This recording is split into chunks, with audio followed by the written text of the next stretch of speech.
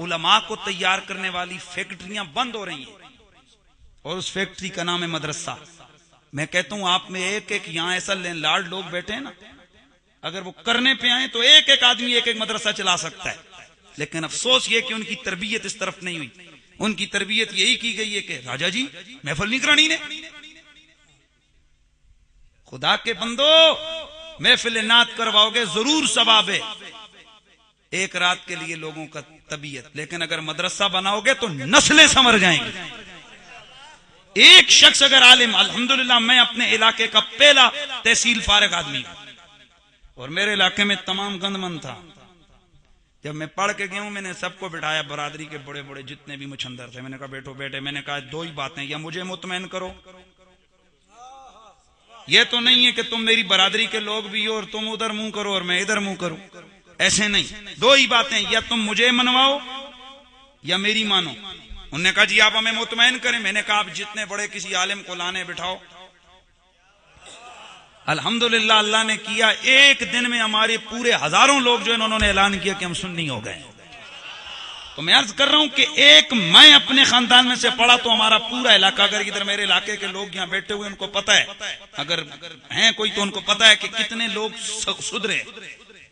तो अगर मैं डुग होता तो मैंने किसको ठीक कर सकना था। इसलिए अपनी औलाद को मदरसों में पढ़ाओ, दीन सिखाओ।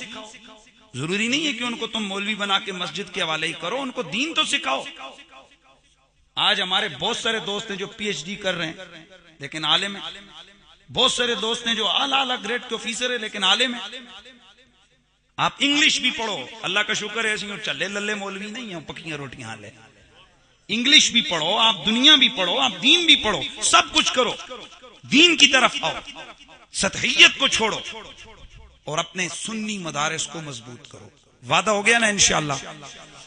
आइंदा के बाद अगर 11वीं देनी है ना, खत्म पढ़ाओ घर में, देग उठा के मदरसे में, या वो जितना रुपए उठा के मदरसे में दे दो। फकीर का फतवा है कि गौसे पाक आप पे ज्यादा खुश होंगे। मीलाद आपने करना है, आप एक मीलाद की महफिल करो, खर्चा मत करो। ये लोग लंगर के लिए ने जेड़े लंगरा से आए उठो, कोई लंगर शंगर नहीं थे।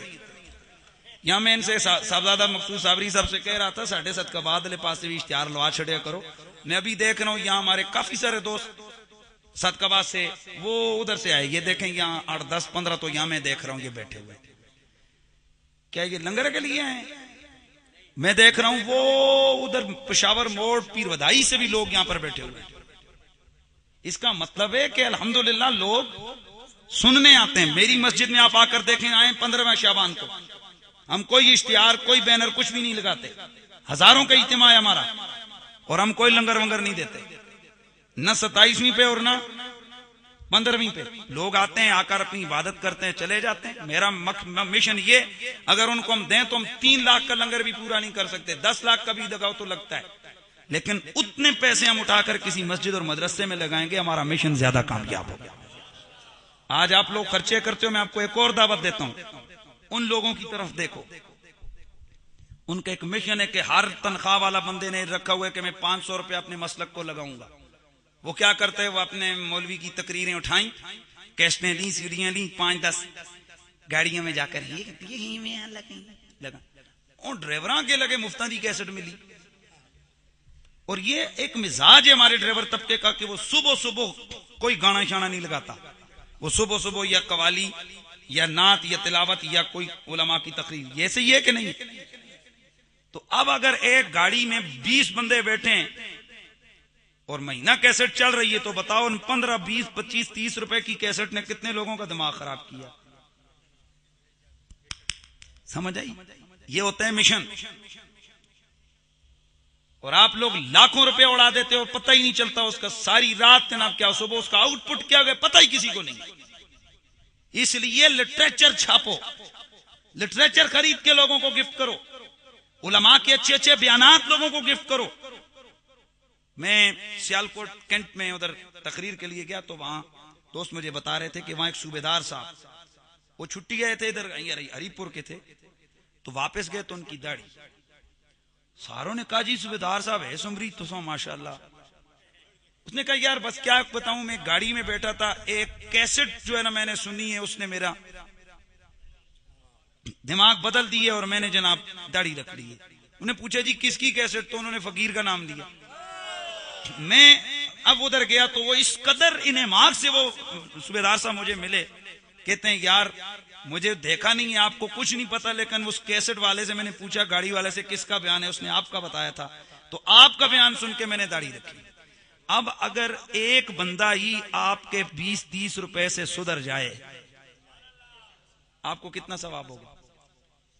तो इसलिए मैं समझता हूं कि हम लोग सतहियत की तरफ जाते हैं, देश ड्रामे की तरफ जाते हैं।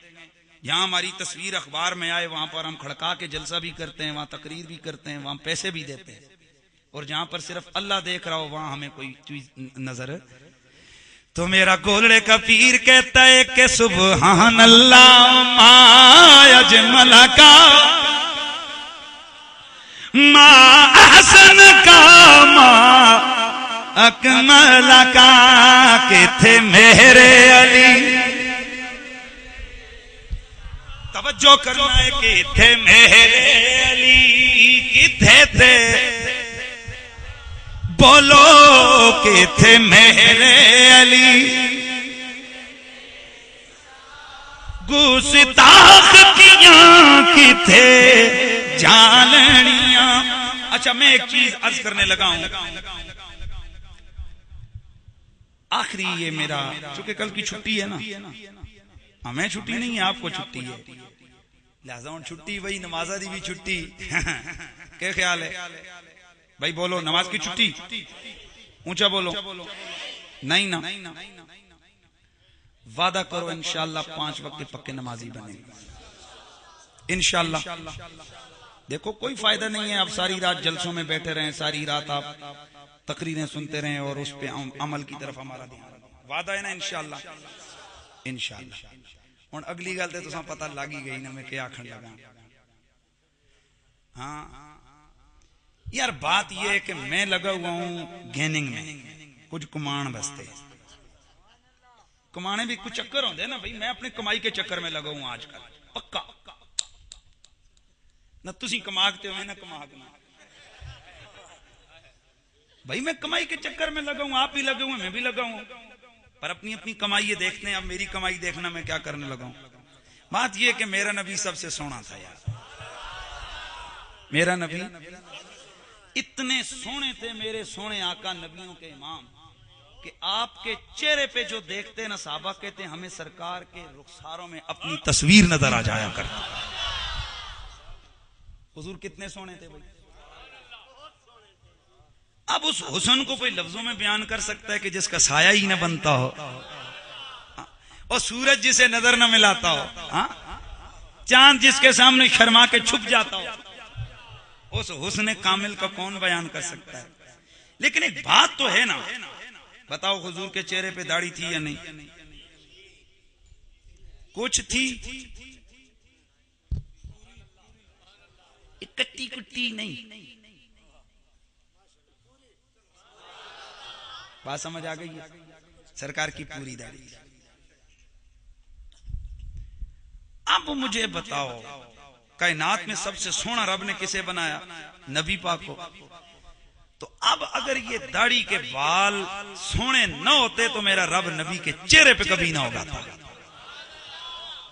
क्या ख्याल है? इस बात को आप मानते हो? हमारा तो अपना मिजाज है ना, हम कहते हैं कि जेड़ा बंदा मुछा शुछा दाढ़ी शाड़ी मुन के क्रीम श्रीम ला के जावे तो लोग कहते you look beautiful, you look handsome. ये पता नहीं क्यों तो फरिश्ते आते हैं यू लुक नेरी लुक। समझ आइए? नहीं, मैं बात कर रहा हूं तो ये मत देखिए कि हमें कोई सोना कहे, हमें कोई औरत सोना कहे, कोई मर्द सोना कहे, कोई दुनिया वाला सोना कहे। ये देखो रब कब सोना कहता है? उसके फरिश्ते। तो यकीनन रब ने जिस तरह हमें पैदा किया हम उसी तरह रहें तो हम सोने। रब ने नाक इधर लगाया, अगर हम इसको उठा के माथे पे लगाएं तो सोने लगेंगे? कोजे ना। तो रब ने जहां बाल उगाए वहां पर उगे रहे तो फिर सोने लगते हैं। बात यह कि असल में शैतान की और मेरी इस वक्त लग रही है कुश्ती। वो अपने पूरी पावर में लगा हुआ है कि मैं किया भी नहीं रखन देनी, तो मैं आहना में किसी ने जान नहीं देना। अब लग गई ये जंग है, तो आप भी इस वक्त थोड़ा मेरे साथ शामिल हो जाइए शैतान के खिलाफ जंग में। और ये जो ना ये गैप है जो ये मार्केट के इधर से हमने उस शैतान को राउंड अबाउट चारों तरफ से उठा के नीचे फेंकना है। तैयारी है जी भाई, फेंकने के लिए तैयार है। तो शैतान कह रहा है कि नहीं, और यार लोग क्या कहेंगे कि दाढ़ी रख दी है, लेकिन रहमान खुश हो जाएगा कि मेरे यार की सुन्नत जिंदा कर दी है। तो आप में कौन है जो मेरे रसूल से प्यार करने वाला है, जो नबी के चेहरे से मोहब्बत करने वाला है? तो जो सरकार से मोहब्बत करने वाला है वो चाहता है कि शैतान को उठाकर गंदे नाले में फेंके, अपनी जगह पे खड़े होकर ऐलान करो इंशाअल्लाह हुजूर की मोहब्बत में चेहरे पे दाढ़ी सजाएंगे इंशाअल्लाह। माशाअल्लाह वो पीछे वाले छप गए, ये पीछे वाले उठो, शाबाश शाबाश शाबाश, माशाअल्लाह माशाअल्लाह माशाअल्लाह। अल्लाह ताला अल्हम्दुलिल्लाह पूरा इज्तिमाई खड़ा हो गया है। अल्लाह आपको जज़ा दे। मुस्तफा जाने